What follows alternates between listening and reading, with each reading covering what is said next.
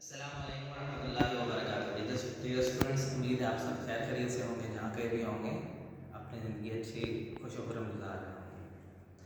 Dear student, मुतालिया Pakistan Punjab book board की जो बुक है, आप ये नई बुक जो लास्ट ईयर 2022 से लागू हुई है, उसमें सेकंड चैप्टर हम पढ़ रहे थे और सेकंड चैप्टर के हम लॉन्ग क्वेश्चन कवर करने की कोशिश कर रहे हैं। उम्मीद है आपने पहले 2 लेक्चर सुननी होंगे, अगर अभी तक नहीं सुने तो वो 2 लेक्चर दोबारा भी सुन लीजिएगा, क्योंकि उनका इस टॉपिक से गहरा लिंक है। ये बैकग्राउंड सारे आपने नज़र में एक दफ़ा होना चाहिए, ठीक है, ताकि एक तो आपको लॉन्ग क्वेश्चन अटैम्प्ट करने में अच्छा हो और समझ भी क्लियर आ जाए टॉपिक सारा। आज का जो हमारा लॉन्ग क्वेश्चन है, ये आपकी एक्सरसाइज में क्वेश्चन नंबर है 4। 1973 के आइन के तहत पाकिस्तान में अदलिया के किरदार बयान करें। इन पाकिस्तान में जो अदालतें हैं वो हमारे जो आखिरी कानून चला आ रहा है 1973 का, उसके मुताबिक क्या है। हमने पढ़ा था कि पाकिस्तान में अब तक 3 कानून बन चुके हैं और 1973 का जो कानून है वो अब तक हमारा लागू है, उसके बाद चेंज नहीं हुआ, उसमें कुछ तरामीम कुछ अमेंडमेंट हुई है। तो अब चलते हैं आज के टॉपिक की तरफ। चैप्टर नंबर 2, सियासी और आइनी इर्तिकाब। यानी पाकिस्तान बनने से लेकर अब तक पाकिस्तान में सियासत के हवाले से और पाकिस्तान में कानून बनने के हवाले से, कानून साजी के हवाले से क्या कुछ डेवलपमेंट हो चुकी है। 1973 के 1973 के आइन के तहत पाकिस्तान में अदलिया का किरदार, अदलिया को आपको पता होना चाहिए जुडिशरी कहते हैं। जुडिशरी का लफ्ज़ जहाँ कहीं भी आएगा उससे मुराद कानून होगा, अदलिया होगा, यानी हमारे अदालती इस्तेमाल होगा। अच्छा, हुकूमत का ये तीसरा अहम शोबा होता है। आपने इस क्वेश्चन को अटैम्प्ट करने से पहले ये बैकग्राउंड लाजमी लिखना है, और अगर इस अंदाज में लिखें, ये डायग्राम ड्रॉ करें, तो ये एक अच्छा इंप्रेशन जाएगा। तो हुकूमत का तीसरा अहम शोबा क्या होता है? अदलिया, ठीक है। और दूसरा पार्ट क्या है कि अदल और इंसाफ का हुसूल इंसान की अहम तरीन और फितरी ख्वाहिश है, यानी हर इंसान चाहता है कि उसको इंसाफ मिले, उसके साथ जाती हो, ये उसकी फितरती और अहम तरीन उसका तकाजा है उसको कि उसको अदल इंसाफ मिले।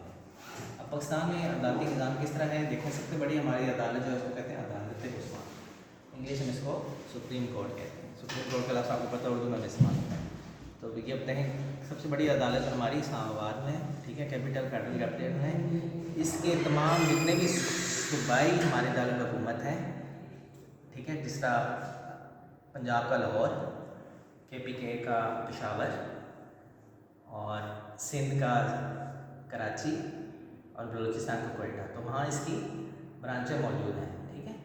इसके बारे में आपने 2-3 पॉइंट लिखते हैं। मुल्क की सबसे बड़ी अदालत होती है, मुल्क के पूरे अदालती निज़ाम को अपनी निगरानी में चलाती है। इसके मातहत सूबों की बड़ी अदालतें होती हैं, जितनी भी अदालतें मुल्क की वो इसके अंडर होती हैं, ये उनकी निगरानी भी करती हैं और सारी अदालतें इसके अंदर होती हैं। अच्छा, उसके बाद सूबों की अदालतें आ जाती हैं। ये तो वो अदालत है जो कि हमारे फेडरल कैपिटल मौजूद है। इसके तहत मातहत सूबों की बड़ी अदालतें, सूबों की बड़ी अदालतें कौन सी होती हैं? अदालत अदलिया, अदालत आलिया। अदालत आलिया को इंग्लिश में हाई कोर्ट कहते हैं। हाई कोर्ट का लफ्ज़ हमारे यहाँ उर्दू में भी इस्तेमाल होता है। तो हाई कोर्ट वो अदालतें होती हैं जो हमारे तमाम सूबों में मौजूद हैं। हाई कोर्ट के अंदर जो अदालतें काम करती हैं उसको कहते हैं ज़िली अदालतें, यानी डिस्ट्रिक्ट की जो अदालतें होती हैं। नाम से दायर है, सूबों के अंदर ज़िले होते हैं और फिर ये इनसे छोटी अदालतें होती हैं, ये इनके अंडर काम कर रही होती हैं। उसके बाद मकामी अदालतें होती हैं जो इनसे छोटी होती हैं, ठीक है, उनको मकामी अदालतें कहते हैं। तो ये एक दफ़ा मैं आपको फिर बता दूं कि मकामी अदालत में कोई आपको इंसाफ नहीं मिला, आप ज़िली अदालतों से रजू करें, उसके बाद अपने हाई कोर्ट से अदालत आलिया से रजू करें, और वहाँ से भी अगर आपको इंसाफ नहीं मिला तो आप आखिरी दफ़ा अदालत उज़्मा में अपना केस दायर कर सकते हैं। वहाँ से जो फैसला होगा वो फाइनल फैसला माना जाता है। उसके बाद आ जाते हैं जो बुक में मेंशन चीज़ें, ये इन्फॉर्मेशन बुक में लिखी है लेकिन इस तरह नहीं लिखी हुई है। उसके बाद अदलिया के फ़राइज़, हमारे यहाँ 1973 के कानून के मुताबिक अदलिया के कौन कौन सी ड्यूटियाँ, कौन कौन से फ़राइज़ हैं, ठीक है। तो सबसे पहला पॉइंट आपकी बुक में जो मेंशन है वो है अदल और इंसाफ की फराहमी। नाम ही से ज़ाहिर है कि आज़ाद अदलिया की वजह से कोई भी हुकूमत मुल्की कानून की खिलाफ वर्जी नहीं कर सकती। अवाम अपने बुनियादी हकूक़ का तहफ़्फ़ुज़ अदलिया के ज़रिए से करते हैं। अदलिया लोगों के बुनियादी हकूक़ की ज़ामन में मुहाफ़िज़ होती है।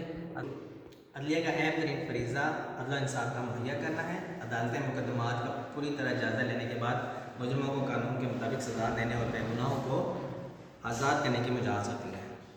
आला मुल्की अदालतें अपने मातहत अदालतों के फ़ैसले के ख़िलाफ़ अपीलें भी सुनती हैं। جس طرح آپ کو بھی بتایا تھا. اسی طرح فیصلوں پر نظر ثانی کر کے اپنے حتمی فیصلہ سناتی ہیں. اس کے بعد دیکھیں سیکنڈ پوائنٹ ہے آپ کا قانون اور آئین کی تشریح. جب کسی مقدمے میں براہ راست قانون کا اطلاق نہ ہوتا ہو تو عدلیہ متعلقہ قانون کی تشریح کر کے اس کا فیصلہ کرتی ہے. دیکھیں بعض اوقات قانون آپ کے پاس جو ہوتا ہے وہ کلیئر نہیں ہوتا, اس کی ورڈنگ جو ہوتی ہے تو وہ اس کی تشریح کرتی ہے عدالت جو ہوتی ہے کہ اس قانون کا یہ مطلب ہے.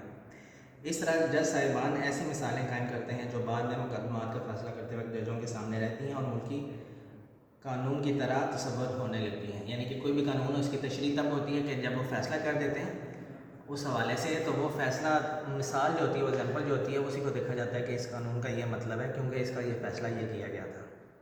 وفاقی طرز حکومت میں ملکی آئین اور مرکزی صوبائی حکومتوں کے اختیارات کی واضح نشاندہی کرتا ہے. اگر دونوں حکومتوں کے درمیان اختیارات کی تقسیم پر جھگڑا ہو جائے تو ملک کی اعلیٰ عدالتوں کو فیصلہ کرنے کا اختیار ہوتا ہے اور جو آخری فیصلہ سمجھا جاتا ہے. تو اعلیٰ عدلیہ آپ کو بتایا گیا تو سپریم کورٹ ہے. اگر دیکھیں کسی قانون کے بارے میں صوبوں اور وفاق میں یعنی کہ فیڈرل کیپٹل میں جھگڑا ہو تو اس کا فیصلہ جو ہے وہ بھی عدالت عظمیٰ کرتی ہے, بڑی عدالت آپ کی جو ہے. اس کے بعد دیکھیں اگلی جو ڈیوٹی ہے عدالتوں کی وہ کیا ہے مشاورتی فرائض. بعض اوقات سربراہ مملکت کو کسی اہم نقطے, سربراہ مملکت ہمارے کون ہیں, صدر پاکستان جو ہوتے ہیں وہ پاکستان کے سربراہ ہوتے ہیں. کسی اہم قانونی نقطے کی وضاحت کے لیے عدالت عظمیٰ سے مشورہ طلب کرنا ہو اور اس مشورے کی روشنی میں ضروری اقدامات کرتا ہے. اگرچہ انتظامیہ عدلیہ کے مشورے کی پابند نہیں ہوتی لیکن عموماً وہ اس کے مشورے کی نظر انداز نہیں کرتی. ٹھیک ہے. اس کے بعد لاسٹ اور آخری پوائنٹ کیا ہے عدالتی نظر ثانی. اس کو جوڈیشری ریویو کہتے ہیں, یعنی کو جو فیصلہ کیا گیا اس پہ دوبارہ اس کو دیکھتی ہے. نظر ثانی نام سے ظاہر ہے کہ اس کو دوبارہ دیکھتی ہے.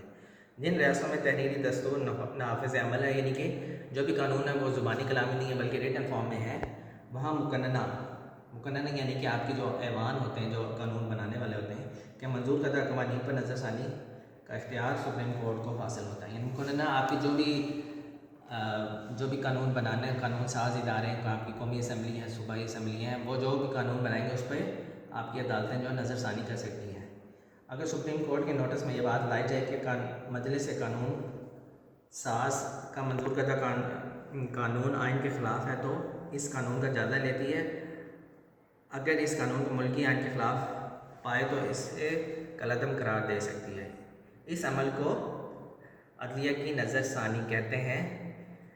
ٹھیک ہے. اس کی مثال آپ کو امریکہ میں اور کچھ دوسرے ممالک میں بھی مل جاتی ہے. اگر ایسا کوئی قانون بنا دیا گیا ہے آپ کی مقننہ کی طرف سے تو اس پہ نظر ثانی کر سکتی ہے. نظر ثانی یہ جو جوڈیشل ریویو ہے یہ آپ کا شارٹ کوسچن بھی ہے, اس کو آپ نے ایکسرسائز میں آیا ہے, اس کو لازمی آپ نے دیکھنا ہے. اگر آپ کو کوئی بھی ٹاپک سمجھ نہ آیا آپ کمنٹس میں مینشن کر سکتے ہیں اور آپ بتا سکتے ہیں تو انشاءاللہ وہ بھی آپ کو سمجھا دیا جائے گا. اللہ حافظ.